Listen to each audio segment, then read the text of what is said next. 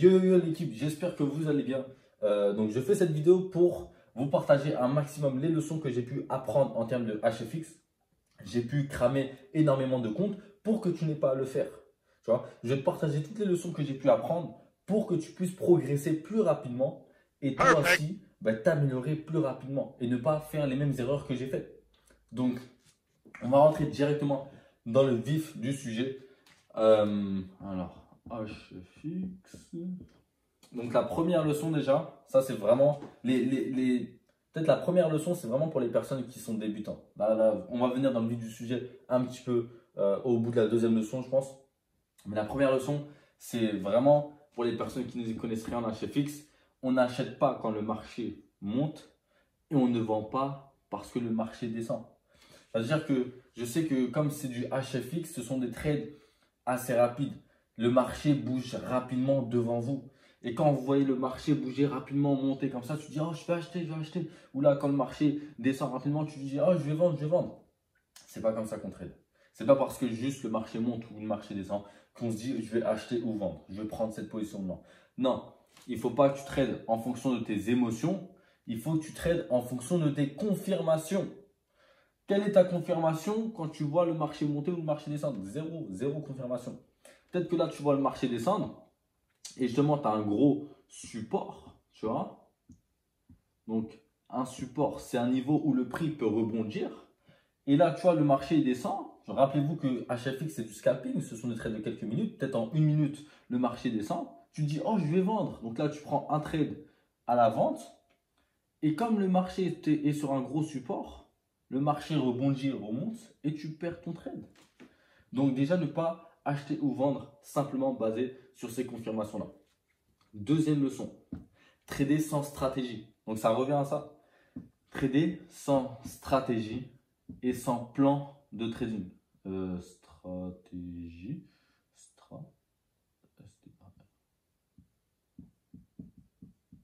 J'ai bugué. Mais vas-y, on va regarder ça dans la vidéo. Parce que tu connais, on ne coupe pas. Bref, trader sans stratégie et sans plan de trading. Donc, ça revient à laisser un petit peu le marché prendre le dessus sur toi. C'est-à-dire que quand tu trades sans stratégie et sans plan de trading, c'est ce qu'il m'est arrivé à un moment, c'est que c'est pas vraiment du trading, tu vois. C'est pas vraiment du trading où tu peux être profitable basé sur des choses concrètes. Parce que là, tu trades sans ceinture de sécurité. Tu trades sans un petit peu toutes ces options-là qui sont accessibles en trading et qui peuvent te permettre de gérer un maximum ton risque. Là, simplement, tu ouvres ton risque pour perdre ton capital, perdre ton argent.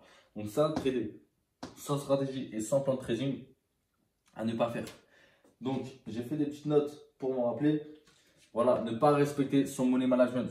Donc, ne pas respecter son money management, ça revient à trader sans stratégie et sans plan de trading. Donc là, on va dire, tu vois un trade, je ne sais pas, tu es sur un live ou tu es chez toi ou peu importe, tu prends un trade.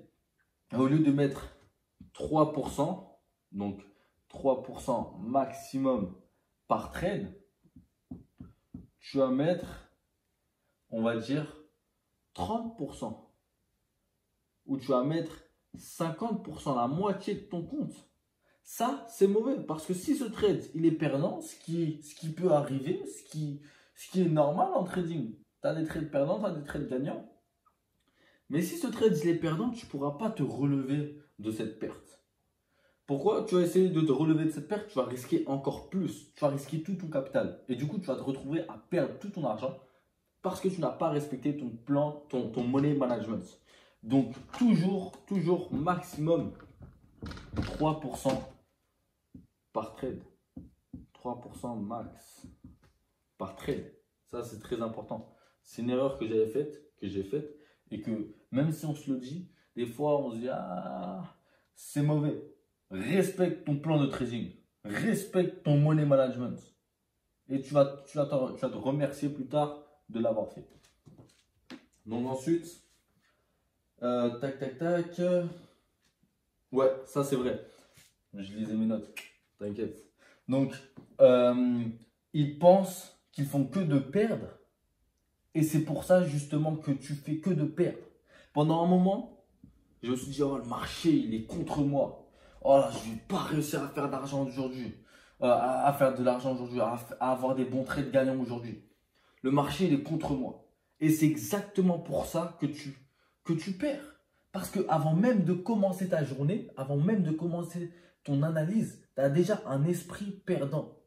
Tu dis, oh là là, je vais encore perdre des trades aujourd'hui. Oh là là, le marché va encore me fouetter comme hier. Ce n'est pas le bon état d'esprit à avoir quand tu trades. Donc, la leçon, c'est justement d'avoir un esprit positif. Positive attitude. Positive. Un espíritu muy positivo. Es muy importante en el trading del HFX. ¿Por qué? ¿Por qué? Non, je rigole, je ne vais pas continuer. Pour ceux qui parlent pas espagnol, là, vous êtes déjà perdus. Là. Adios, amigo. Donc, pourquoi c'est super important d'avoir un esprit positif? Ben, simplement, un esprit positif. J'ai peut-être fait une erreur d'orthographe. C'est pas grave. Tu es plus concentré sur cette erreur-là que sur cette leçon-là. C'est là ton erreur. Mais bref. Donc, un esprit positif, c'est super important en trading parce que tu ne veux pas être trop attaché quand tu gagnes et quand tu perds. Il faut que tu sois... Parce que le trading, les marchés ne bougent pas en fonction de tes émotions. Donc, peu importe quand tu gagnes ou quand tu perds, il ne faut pas que tu sois trop excité. Il ne faut pas que tu mettes tes émotions. Tu fais plein de trades gagnants, d'accord, tu vois, mais il ne faut pas que tu sois genre en mode, oh, vas-y, je vais mettre 30%. Non, là, ça, c'est mettre ses émotions et ne plus respecter son money management. Ça, c'est une erreur. Donc, ok, tu as fait tes trades gagnants, boum, tu restes en quelque sorte humble, garde ton humilité, tu te dis, ok, c'est le marché, tu as des trades gagnants, tu as des trades perdants, et je ne vais pas risquer plus que ce que je dois risquer. Je vais toujours continuer à suivre mon plan de trading et ma stratégie de trading. Donc, et toujours avoir un esprit positif. Ça, pendant une semaine au moins, à un moment, je me suis dit, ah, je faisais que de perdre, et je ne comprenais pas pourquoi. Et en fait, ça venait de mon esprit. Je me disais, à chaque fois, oh là là, je fais que de perdre cette semaine. Et c'est pour ça que je perdais. Quand je voyais mes amis qui, eux, clearent des trades, font de l'argent. Et ça me foutait le seum. Mais il fallait modifier son esprit, sa manière de penser. Donc, tac, tac, tac. Ça, une erreur aussi, c'est quand tu rentres trop tôt ou trop tard dans le trade.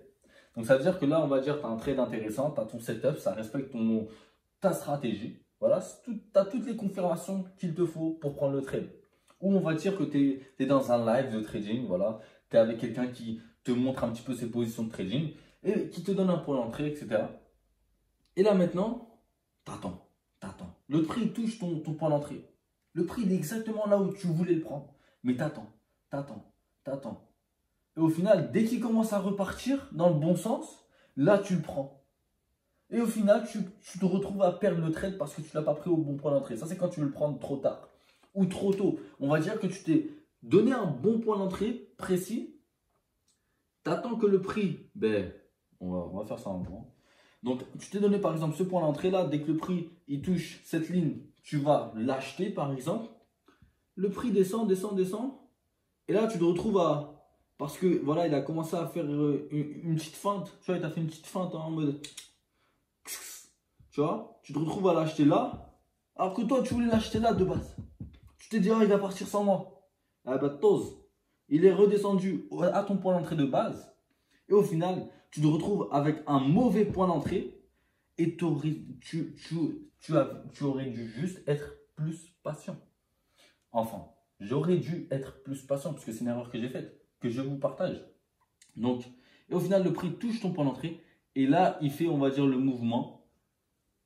Et voilà, au final, ben, ce trade-là, tu l'aurais gagné au bon point d'entrée. On va dire ce trade-là, tu l'aurais perdu parce que voilà, tu t'es fait, t'avais le mauvais point d'entrée. Tu vois, ça, plein de fois, ça m'est arrivé. Donc, restez patient. Je préfère mieux ne pas prendre ce trade s'il touche mon point d'entrée, s'il ne touche pas mon point d'entrée et qu'il aille dans le bon sens, que de le prendre à un mauvais point d'entrée. Je vais répéter ça. Je préfère mieux ne pas prendre ce trade, même s'il va dans le bon sens, s'il n'a pas touché mon point d'entrée, que de le prendre à un mauvais point d'entrée.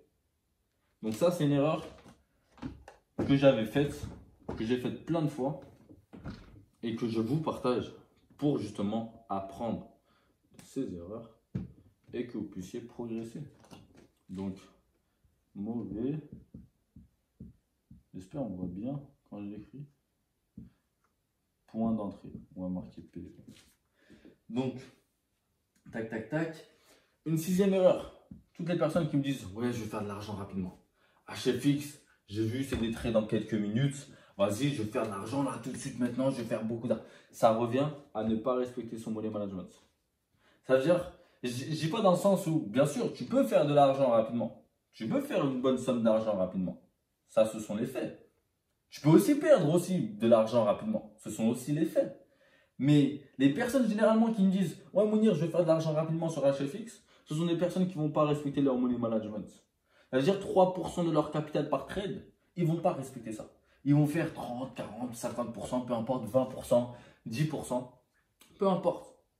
Et ça, comme je l'ai dit, ben, tu peux avoir des trades gagnants, tu peux avoir des trades perdants, ça fait partie du trading. Et quand, on va dire, tu prends une perte où ton trade t'avait mis 50%, c'est dur de s'en relever. Ça fait mal. Donc, faire de l'argent rapidement en HFX, dites-vous bien, le plus important, ce que je trouve incroyable dans le HFX, c'est le temps que tu y investis chaque jour pour ce que tu peux y récupérer. C'est-à-dire que potentiellement, tu peux finir ta journée de trading en l'espace de 15, et encore je suis gentil, 15 minutes à 1 heure. Toujours faire 1 heure de session maximum. Sinon, tu overtrade. On va y venir juste après.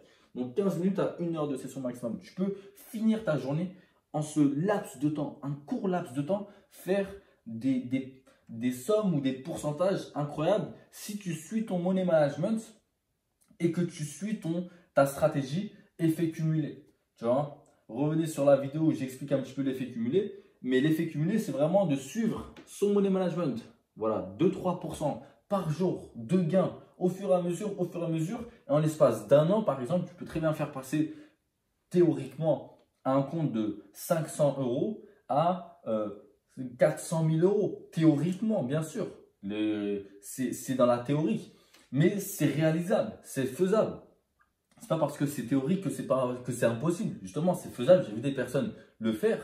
Et c'est justement pour ça que je me dis, wow, HFX, c'est incroyable pour le laps de temps que tu y investis, ce que tu peux récupérer. Donc, ayez cette vision long terme où vous voyez justement vos 2-3% au fur et à mesure, les 2-3% de votre capital que vous générez dans la journée et être assez, genre c'est une somme d'argent suffisante pour payer vos factures, votre loyer, votre assurance de la voiture, votre nourriture, vos voyages, même aider votre famille. Donc, c'est réellement cette vision-là qu'il faut avoir. Et pour ça, il faut respecter son money management et son effet cumulé. Donc, ça, faire de l'argent rapidement, mauvais. Tu peux en faire techniquement, mais la plupart, ils perdent de l'argent. Et ton but, c'est de ne pas perdre de l'argent. Tu as travaillé dur pour cet argent, tu n'as pas envie de le perdre rapidement. Donc, tac, tac, tac, overtrade. Voilà, overtrade. 7. Ne pas overtrader. Donc, j'ai remarqué que la plupart du temps, quand je perds de l'argent en trading HFX, c'est parce que j'ai overtradé. C'est-à-dire que overtrader, c'est passer trop de temps sur les marchés, trop de temps sur les graphiques. Et j'ai aussi remarqué que mes journées les plus profitables, la plupart du temps, ce sont des journées en court laps de temps. 15 minutes à 1 heure maximum dans la journée. Maximum. Ce sont mes journées les plus profitables. Et les journées où j'ai perdu le plus d'argent, c'est les journées où j'ai overtradé. C'est-à-dire mis trop de temps en termes d'HFX.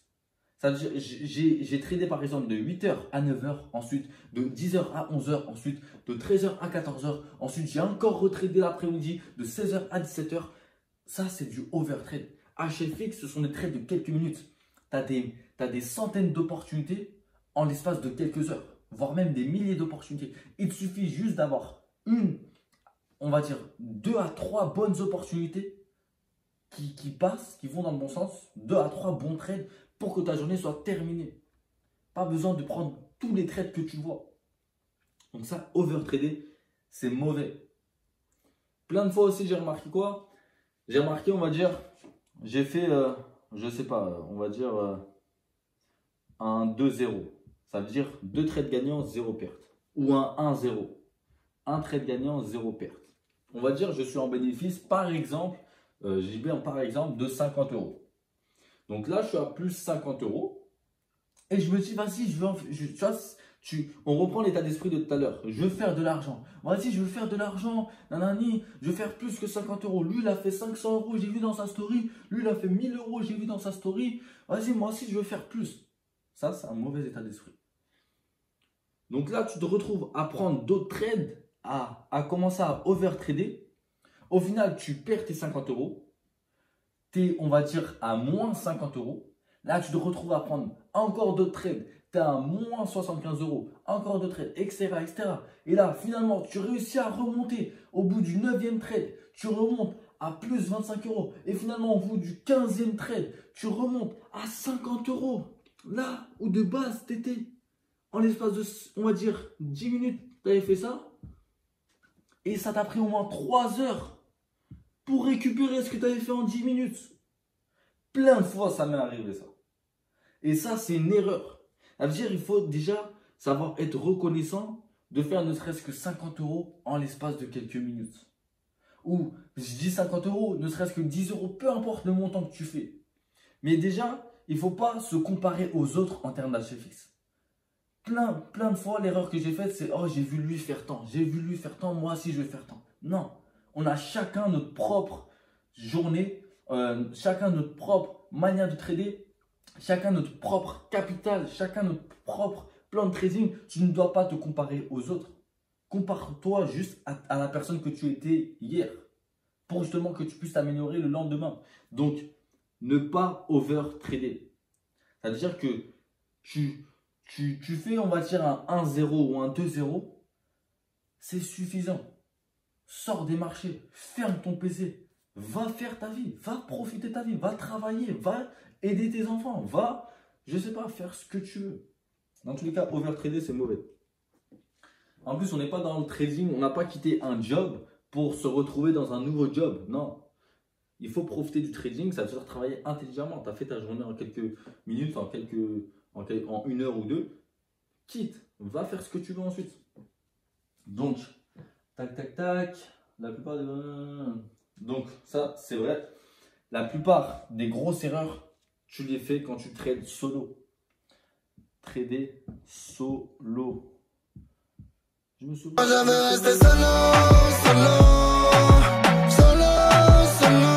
On se calme. Donc, quand tu trades solo, tu n'as pas cette bonne vibe en quelque sorte autour de toi. C'est-à-dire que perdre solo, perdre en quelque sorte tout seul un trade, c'est dur. C'est dur. Mais quand tu perds avec ton équipe, tu as quand même en quelque sorte un petit smile. Tu te dis, ah, je ne suis pas le seul à avoir perdu de l'argent. Non, je rigole.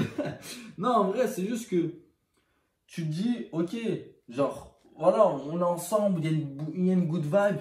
On essaie de, voilà, respecter on respecte son money management. On est là pour trader ensemble. Et comme tu es avec eux, tu es obligé de respecter ton money management. Parce que, je ne sais pas vous, mais moi, dans l'équipe où je suis, jamais je ne respecte pas mon money management ou quoi, ou que, on va dire, je fais des choses qui sont contraires à ce que je veux faire ou ce que je disais, ben, ils vont me dire, ouais, mais ouais, tu m'avais dit, tu faisais ça, voilà, tu mettais tant de pourcents par trade, mais là, regarde ce que tu mets, c'est mauvais, tu vois. En fait, il faut que tu sois dans une équipe, dans un bon entourage, où, voilà, ils te tirent vers le haut. Ok, tu trades avec ces personnes-là.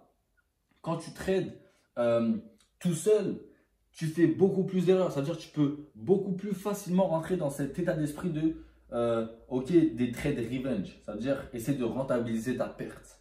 Ok, si tu as encore perdu, je vais encore essayer de rentabiliser cette perte. Alors qu'on va dire que tu aurais perdu en équipe, ben voilà, on se dit ok, c'est bon, on a perdu, le marché il nous a fouetté, c'est pas grave, il a eu son jour de gloire. Demain, c'est un autre jour. Demain, on va sortir victorieux de cette journée. Tu vois, c'est beaucoup plus facile en quelque sorte. C'est beaucoup plus facile. Et j'ai remarqué aussi que quand on trade en équipe, c'est là où on a réellement des résultats incroyables. pour l'anecdote, ma semaine en Espagne, c'est là où j'ai eu vraiment des résultats incroyables. Je me suis dit, et pas que moi, tous les membres de l'équipe ont eu de très bonnes semaines en termes d'HFX. Pourquoi? Parce qu'il y a cette good vibe, il y a cette vibe où, voilà, là on est ensemble, on analyse ensemble, on est chaud, tu vois. Donc trader solo, c'est, si tu n'as pas la possibilité de trader avec une équipe, bien sûr, il y a plein de fois où je trade tout seul, mais je dis juste que les plus grosses erreurs que je fais en termes d'HFX, où je perds mon capital, cramage de compte, etc., je les ai faites toutes seules. Tout seul. Je suis pas une femme. Tout seul. Donc, essayez de vous entourer un maximum de personnes qui ont un petit peu la même vision que vous et essayez de trader avec eux. Trader ensemble, en live, ou en Zoom ou en ce que tu veux. Donc, tac, tac, tac. Maintenant qu'on a fait un petit peu les erreurs, les leçons, etc., on va passer à ce que tu devrais faire. Ce que tu devrais faire.